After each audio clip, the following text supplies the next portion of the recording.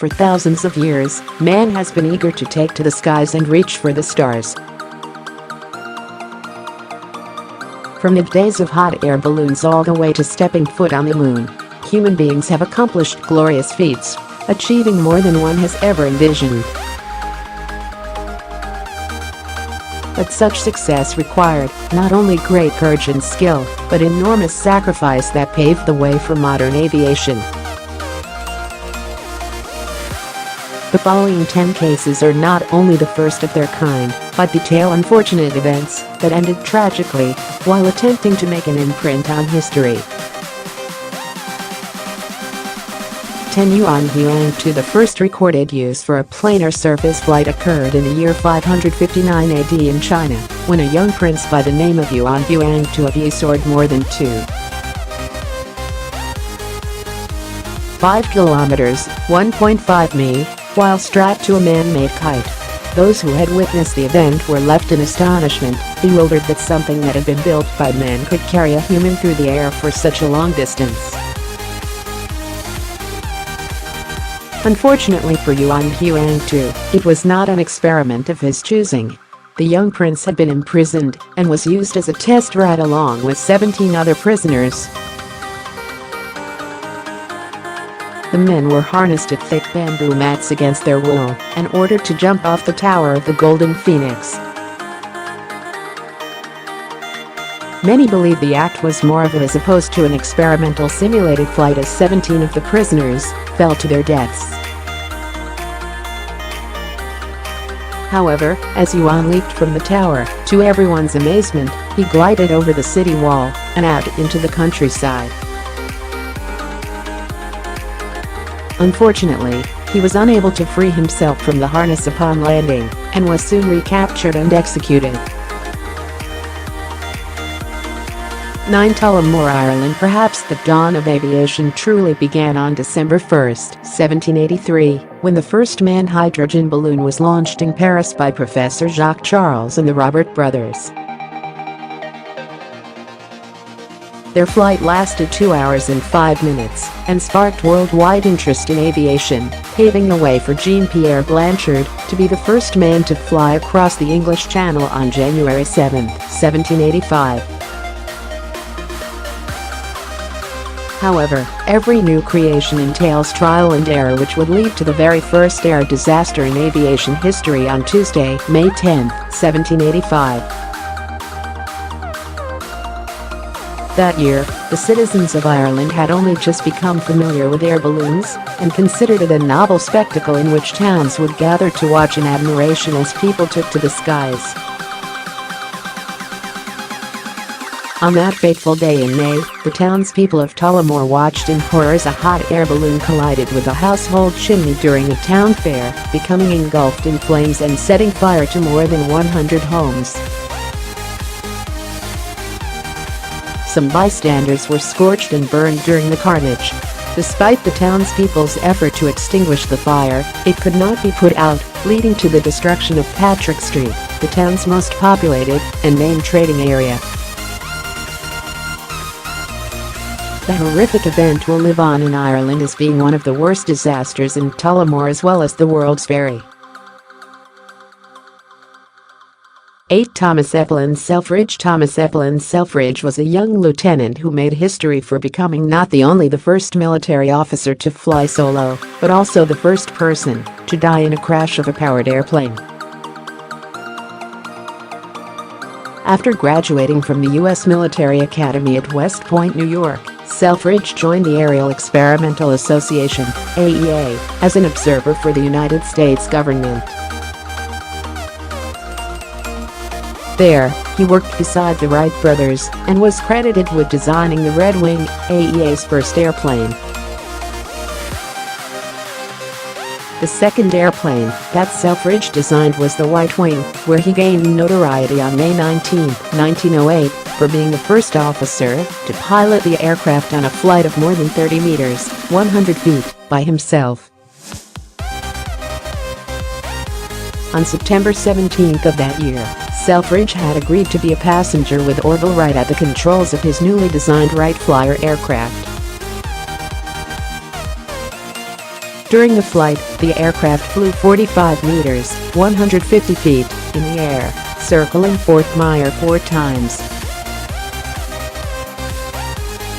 On the fifth circuit, the airplane began to lose thrust after the right propeller broke off and sent the aircraft into a nosedive, crashing into the earth below. Wright sustained a broken thigh, several broken ribs, and a damaged hip, while Selfridge sustained a skull fracture. Selfridge underwent neurosurgery but succumbed to his injuries later that evening, becoming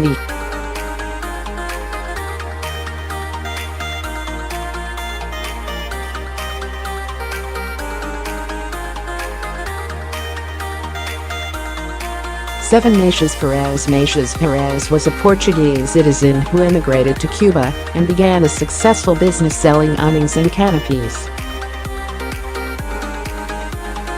Although he was making a good living, his true passion was in aeronautics, having flown in a hot air balloon once before with his friend Eugene Goddard on May 21, 1856.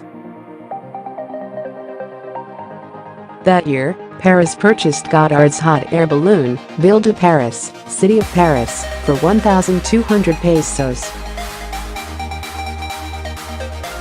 On June 12, 1856, Perez made his first successful flight in the balloon in front of an enthusiastic crowd cheering him on. Perez's second flight took place on June 29, 1856. In front of an audience that included Cuba's Captain General as well as civil, religious, and military hierarchy. The winds were exceptionally strong that day, delaying the takeoff to just after 7 p.m. as the sun was beginning to set. Although Perez was fully aware of the dangers, he refused to disappoint the thousands of spectators who had traveled and waited all day to see him lift off into the sky. As he departed, the hot air balloon quickly ascended and headed northwest, passing over the fortress and toward the sea.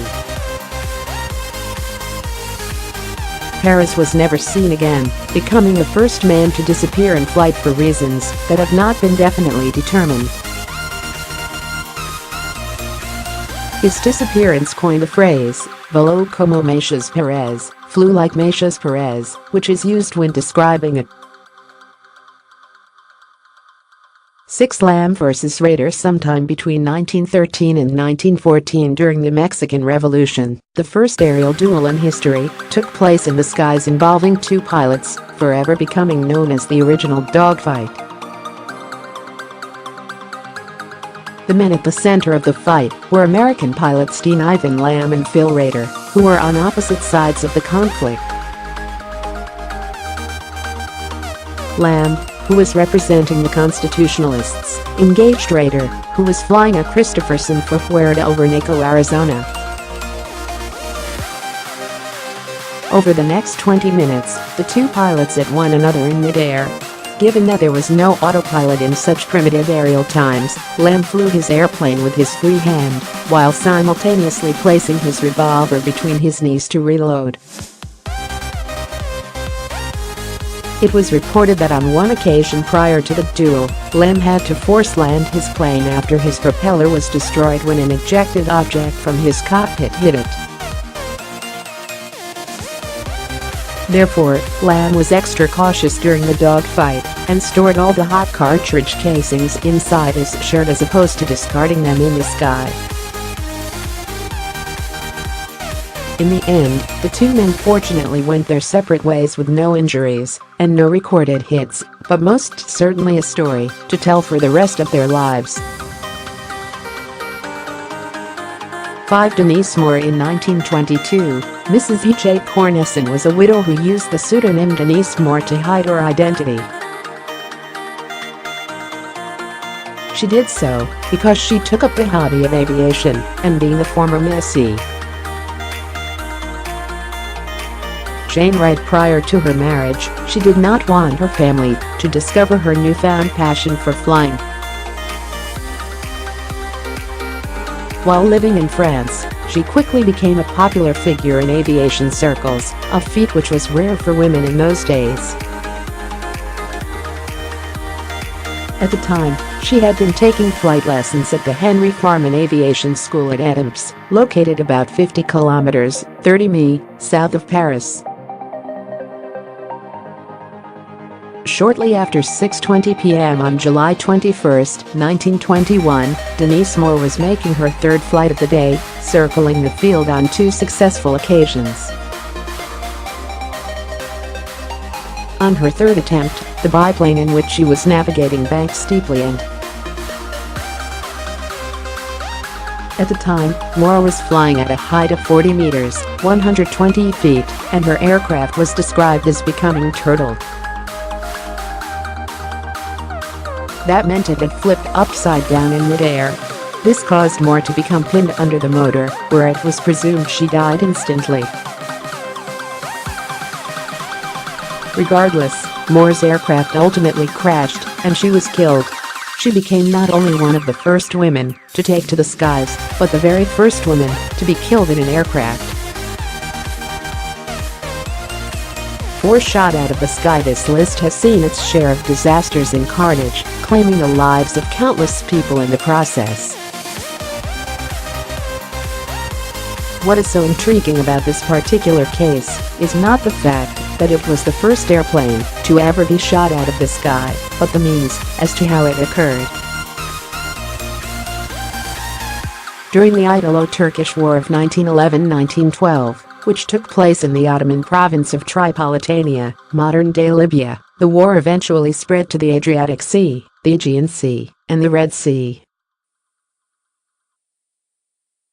As the war progressed, so did the growing demand for military efficiency and strength, ultimately leading to a number of technological advancements. This was the first war in that hemisphere to see the use of airplane warfare.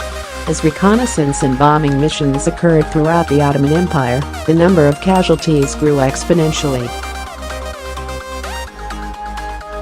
Unfortunately, the Turks did not have anti-aircraft artillery and were forced to use their rifles as their only defense against the enemy, which soared hundreds of feet above.